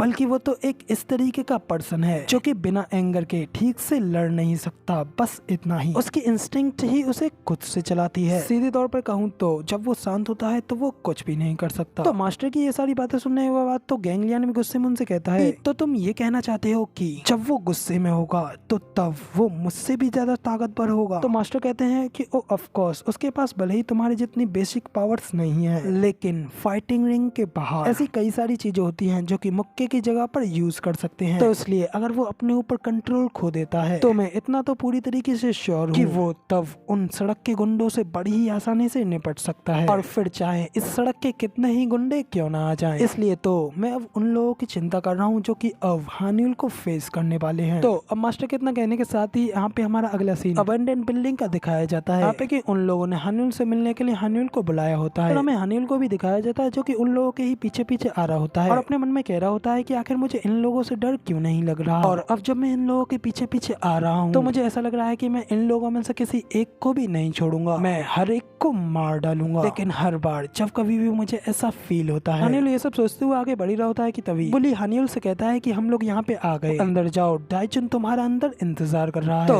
अब उस बुली के इतना कहते ही हमें हानिल की ओर दिखाया जाता है जो कि उस गेट के सामने खड़े होते हुए अपने सामने की ओर देखता है। तो उसके सामने कई सारे लोग अपने अपने हाथों में वेपन्स लेकर के हानिल को मारने के लिए ऑलरेडी तैयार खड़े होते हैं, जबकि वो मेन वाला बुली लड़का तो दूसरी लड़की के साथ जबरदस्ती करने की कोशिश कर रहा होता है। ये सब देख करके तो हानिल एकदम बैडएस तरीके से कहता है, हर बार जब भी कभी मैं इस तरीके की सिचुएशन में होता हूँ तो मुझे बहुत ही ज्यादा एक्साइटेड फील होता है, और अब गैंग डाइचुन मेरे सामने है जो कि उन सभी लोगों के पीछे खड़ा है। तो दूसरी ओर वो लड़की हानिल को देख रोते हुए उससे अपनी मदद की पुकार लगा रही होती है, जिसके ऊपर तो तब हानिल की नजर पड़ती है। तो तभी उसे श्योंग की भी याद आती है, वो भी इसी तरीके से फंसी हुई हानिल को आवाज लगा रही थी। इधर तो वो सभी लोग हंसते हुए कह रहे होते हैं, देखो तो जरा, ये लड़की तो उस बच्चे से मदद के लिए कह रही है, तुम बेवकूफ कुतिया, कम से कम तुम्हें मदद मांगने से पहले उस लड़के के बारे में पता तो कर लेना चाहिए। मेरा मतलब है आखिर तुम उस हारे हुए लड़के से मदद के बारे में पूछ ही कैसे सकती हो। इतना कहकर के वो लड़का उस लड़की की ओर आगे बढ़ने लगता है, मगर तभी अगले ही पल हानिल बड़ी तेजी से आकर के उस बुली के फेस पे एक जोरदार किक मारता है। इसको खाते ही उस लड़के के तो सारे दांत ही टूट गए होते हैं, काफी ज्यादा जख्मी होते हुए घूमते हुए पीछे की ओर गिरता है। अचानक से अपने सामने इस तरीके के नजारे को देख तो बाकी के सभी लोग भी काफी ज्यादा घबरा गए होते हैं। हानिल तो गुस्से में चिल्लाते हुए कहता है कि डाइचुन कमीने मेरे सामने आ। हानिल को ये सब करता हुआ देख वो येलो बाल वाला बुली भी कहता है, जल्दी से अभी अभी के अभी इस कमीने बास्टर्ड को मार डालो। इतने ऑर्डर सुनते ही वो सभी लोग हानिल को मारने के लिए आगे बढ़ने लगते हैं। उसी टाइम पे हानिल के साइड में कुछ ईंटें रखी होती हैं। तभी उनमें से एक ईंट को हानिल उठा लेता है और बड़ी तेजी से आगे बढ़ करके उनमें से एक बंदे के मुंह को ईंट से फोड़ डालता है, जबकि दूसरा वाला अभी भी हानिल के सिर के ऊपर अपने डंडे से अटैक करता है। वो डंडा जैसे ही हानिल के सिर से हिट होता है तो वो टूट जाता है। इस वजह से हानिल के सिर से भी काफी ज्यादा खून बहने लगता है, फिर भी हानिल को इससे कोई फर्क नहीं पड़ता। वो एकदम बीस्ट की तरह उस बंदे की ओर घूर करके देखता है और उसके मुंह पे भी उस ईंट को दे मारता है। वैसे उस दूसरे बंदे के मुंह का तो एकदम कचुम्बर बन जाता है। तभी उन दोनों के बीच में तीसरा ऊपर से हानिल को ऊपर बोतल से अटैक करने की कोशिश करता है। इस बार हानिल पहले ही अपनी ईंट फेंक करके उसकी बोतल को फोड़ डालता है और बड़ी तेजी से आगे बढ़ते हुए उस बंदे के पेट में एक जोरदार किक मारता है, जो खाते ही वो बंदा दूर दूसरे बंदे के ऊपर जाकर के गिरता है। कि तभी वो बुली अपना चाकू निकालते हुए हानिल से कहता है, सन ऑफ विच, मैं तुझे अब नहीं छोड़ूंगा। और तभी पलक चपकते ही हानिल बड़ी तेजी से उसके सामने आ जाता है और उसकी छाती में एक जोरदार किक मार के उसे भी पूरी तरीके से नॉकआउट कर देता है। कि हानिल को इस तरीके से सभी लोगों को पीटता हुआ देख करके बाकी के लोग तो घबराते हुए कहते हैं कि व्हाट द हेल, आखिर अब इसके साथ क्या हो रहा है, जल्दी से यहाँ से भागो वरना ये हम सभी को मार मार के हमारी हालत खराब कर देगा। सब कह करके वो सभी लोग हानिल से अपनी जान बचा करके वहाँ से भाग जाते हैं। इधर हानिल की नजर तो सीट पर बैठे उस बंदे यानी कि डाइचुन के ऊपर होती है। इसे देख करके हानिल गुस्से में अपनी मुट्ठी बीसते हुए कहता है कि कैंग डाइचुन, अब तू मेरे हाथों से मरेगा। इतना कहकर के हानिल एकदम बीस्ट की तरह डाइचुन को मारने के लिए आगे बढ़ता है। जैसे ही वो उसके पंच मार पाता उससे पहले ही वो अपने सामने बैठे उस बंदे को देखता है तो वो उसे देख काफी ज्यादा हैरान हो जाता है कि वो बंदा डाइचुन नहीं बल्कि टाइशिक होता है। तो टाइशिक हानिल को इस तरीके से देख रोते हुए हानिल से कहता है कि हानिल प्लीज मुझे छोड़ दो। हानिल हैरान होते हुए उससे कहता है कि टाइशिक आखिर तू यहाँ पे क्या कर रहा है। टाइशिक उन्हें बताता है कि उन सभी लोगों ने मुझसे कहा था कि जब वो सभी लोग तुम्हें पीटेंगे तो मैं तुम्हारी वीडियो बनाऊं। मैं तो सिर्फ उनके डर के मारे उनकी सारी बातें मान रहा था, इसलिए प्लीज प्लीज हानिल मुझे छोड़ दो। इधर टाइशिक की ये बात सुन हानिल तो गुस्से में चिल्लाते हुए अपने पंच को आगे बढ़ाता है और गुस्से में उसके सामने उस पंच को टेबल पर दे मारता है। टाइशिक से पूछता है कि आखिर कैंग डाइचुन कहाँ है। वक्त येलो बाल वाला बुली खांसते हुए उठता है, जो देख करके तो हानिल जल्दी से उसकी ओर मुड़ता है। उससे पूछता है कि मुझे बता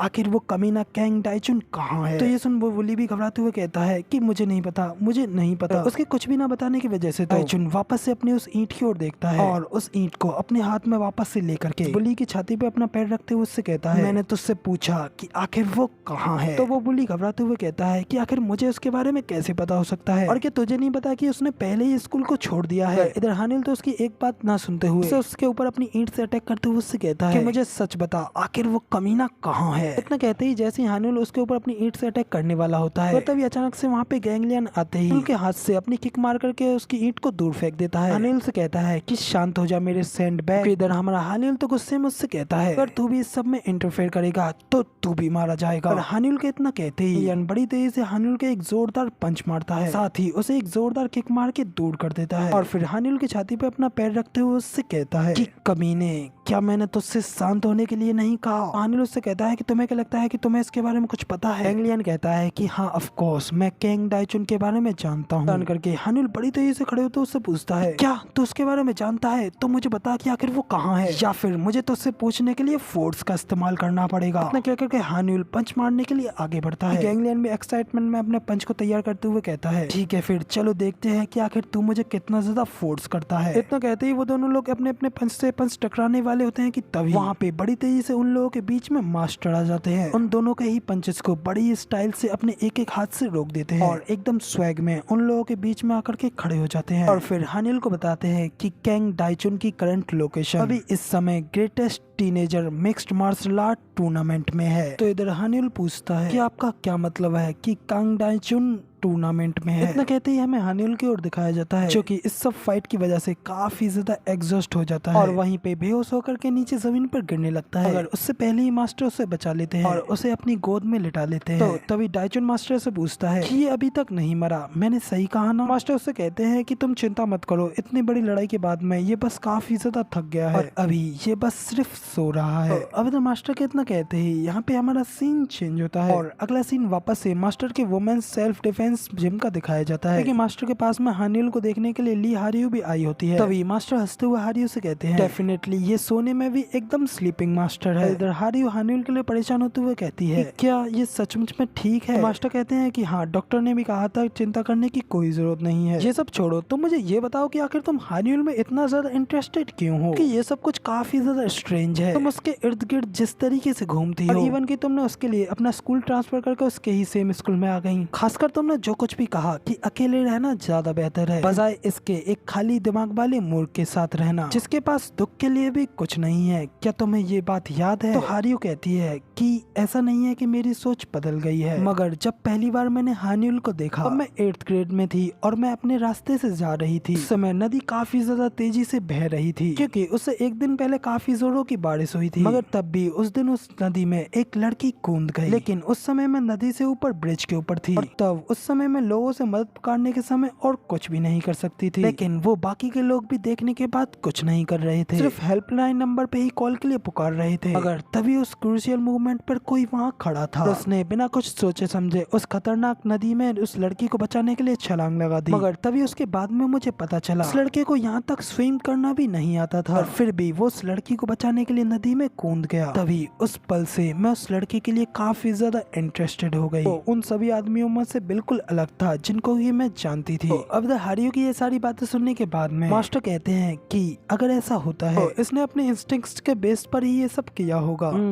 लेकिन अब तुमने चीजें काफी ज्यादा डिफिकल्ट बना दी हैं। मेरा मतलब मुझे इसे ट्रेंड करने की जरूरत थी ताकि मैं इसको टूर्नामेंट जितवा करके पैसा जीत सकूं। अगर अब मैं तुम्हारे अंकल होने के नाते एक नाइस पर्सन के तौर पे सोचूं तो मेरी अपनी भतीजी को इस लड़के के ऊपर क्रश हो गया है, तो अब मेरे लिए इसके ऊपर ज्यादा सख्त होना मुश्किल हो जाएगा। तो मास्टर की ये बात सुनने के बाद तो हारियू शर्माते हुए उनसे कहती है, नहीं ये सच नहीं है, मैंने तो बस इतना कहा कि मैं इसे लेकर के बस थोड़ी क्यूरियस हूँ। अब तो मास्टर कहते हैं कि हाँ ठीक है मैं तुम्हारी बात समझ गया। सुन करके तो हारियू की भी जान में थोड़ी जान आती है। तभी मास्टर आगे कहते हैं कि बाय द वे, जैसा कि तुमने मुझसे कहा, मैंने इसको बता दिया है कि कैंग डाइचुन टूर्नामेंट में चला गया है। आखिर ये उस लड़के को लेकर के इतना ज्यादा ऑब्सेस्ड, इतना ज्यादा पागल क्यों है? तो हारियू ने बता दिया है कि मुझे इसके बारे में पक्का तो नहीं पता है, मगर लेकिन एक लड़की थी जो कि हानियुल के काफी ज्यादा क्लोज थी। एक दिन के बाद से उसने स्कूल को स्किप कर दिया। उसी सेम दिन डाइचुन ने भी स्कूल को छोड़ दिया था। तो मास्टर हारियू से पूछते हैं कि क्या ये वही लड़की है जिसने कि उस दिन ब्रिज के नीचे नदी में छलांग लगाई थी?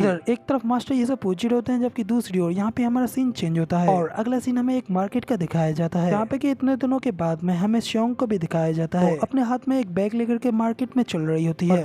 उसने अपनी अपीयरेंस को भी काफी ज्यादा चेंज कर लिया होता है। इसी के साथ में हमें दिखाया जाता है जब वो सामने की ओर नीचे देखते हुए आगे बढ़ रही होती है, तभी अगले ही पल वो अपने सामने खड़े बंदे के साथ टकरा जाती है। इस वजह से वो टकरा करके नीचे जमीन पर गिर जाती है और उसके एप्पल्स भी गिर जाते हैं। अगर उसके सामने का वो बंदा जिससे कि वो टकराई होती है, वो काफी ज्यादा गुस्सैल और गैंगस्टर टाइप का एक बंदा होता है जो कि श्योंग को गालियां देते हुए उससे कहता है, कमीनी आखिर तू इस तरीके से कहाँ चली जा रही है? अगर इधर श्योंग उसे बिना कुछ कहे सिर्फ अपने एप्पल्स को ही उठा रही होती है, तो देख करके वो बंदा गुस्से में श्योंग से कहता है कि क्या तू मुझे इग्नोर करने की कोशिश कर रही है? ना कह करके वो श्योंग के कॉलर से उसको पकड़ लेता है और उससे आगे कहता है, लगता है कि मुझे तुझे कुछ लेसन सिखाना ही पड़ेगा। दूसरी ओर कॉलर पकड़ने होने के बावजूद भी श्योंग आगे कुछ नहीं कहती, वो बस खामोश ही बैठी होती है। तो देख करके तो वो आदमी और भी ज्यादा गुस्सा होते हुए कहता है, कमीनी अब तू मुझे और भी ज्यादा गुस्सा दिला रही है, मुझे लगता है कि अब जब मैं तुझे पीटूंगा तभी तुझे थोड़ा सेंस आएगा। ना कह करके वो बंदा श्योंग को मारने के लिए अपना हाथ आगे बढ़ाने ही लगता है, तभी कोई बीच में ही उसके हाथ को पकड़ करके रोक देता है। देख करके वो आदमी भी गुस्से में उससे कहता है कि अब आखिर तू यहाँ पर क्या करने की कोशिश कर रहा है? अब तभी इसी के साथ में हमें उस बंदे को दिखाया जाता है कि कोई और नहीं बल्कि हमारा गैंगलियन होता है। गैंगलियन भी उस बंदे से कहता है कि क्या तू सचमुच में अपने आप को एक आदमी कहता है जबकि तू एक लेडी के ऊपर हाथ उठाने की कोशिश कर रहा है? तो गैंगलियन की बात सुनने के बाद वो बंदा और भी ज्यादा भड़क जाता है और गैंगलियन के ऊपर अपना एक पंच मारता है और गैंगलियन बड़े ही आसानी से उसके पंच को डॉच करके उसके हाथ को पकड़ते हुए पहले उसके पैर में एक किक मारता है, उसके बाद उसे वो 360 घुमा करके पीछे दीवार में जाकर के पटक देता है। वहीं पे वो बंदा एक ही शॉट में नॉकआउट हो जाता है। देख करके उस बंदे के साथ ही चिंता करते हुए उसके पास आते हैं, उससे कहते हैं कि हे जल्दी से उठो, और उस बंदे को अपने साथ ले जाते हुए गैंगलियन से कहते जाते हैं, तुम बस इंतजार करो अब तुम मरोगे। और गैंगलियन को तो इस सबसे कुछ फर्क नहीं पड़ता, आगे बढ़कर के श्योंग से कहता है कहीं तुम जख्मी तो नहीं हो गई? एनीवेज मुझे शुक्रिया करने की तुम्हें कोई जरूरत नहीं है। श्योंग तो गैंगलियन की भी बात का कोई जवाब नहीं देती, चुपचाप सिर्फ अपने एप्पल्स को ही जमीन से उठा रही होती है। गैंगलियन उसके खड़े होने में मदद करते हुए उससे कहता है कि तुम सचमुच में ज्यादा कुछ नहीं बोलती और क्या तुम खड़ी हो सकती हो? ना कहकर के गैंगलियन का हाथ पकड़ करके उसे खड़े करने की कोशिश कर रहा होता है और तभी शोंग उसके हाथ को झटकते हुए सीरियस तरीके से उसे देखते हुए उससे कहती है कि गेट लॉस्ट, चले जाओ यहाँ से। इतना कहकर के शोंग उठती है और वापस अपने रास्ते जाने लगती है। कि शोंग के इस तरीके की लुक्स और उसके इस तरीके के एटीट्यूड को देख करके गैंग लियन तो काफी ज्यादा हैरानी से उसे ही देख रहा होता है और इसी झलक के साथ में उसे शोंग से प्यार हो गया होता है। लेकिन फिलहाल इसी के साथ हमारा ये वाला एपिसोड यहाँ पे खत्म होता है। अगर आप लोगों को अभी का भी इसका अगला पार्ट देखना है तो मैंने उस पार्ट को ऑलरेडी अपने दूसरे चैनल एजी मांगा वर्ल्ड पर अपलोड कर दिया है। आप लोग डायरेक्टली उस चैनल पर जाकर के देख सकते हैं या फिर मैंने इस वीडियो के नीचे डिस्क्रिप्शन में भी लिंक दे दिया है, आप लोग वहाँ भी जाकर के चेकआउट कर सकते हैं।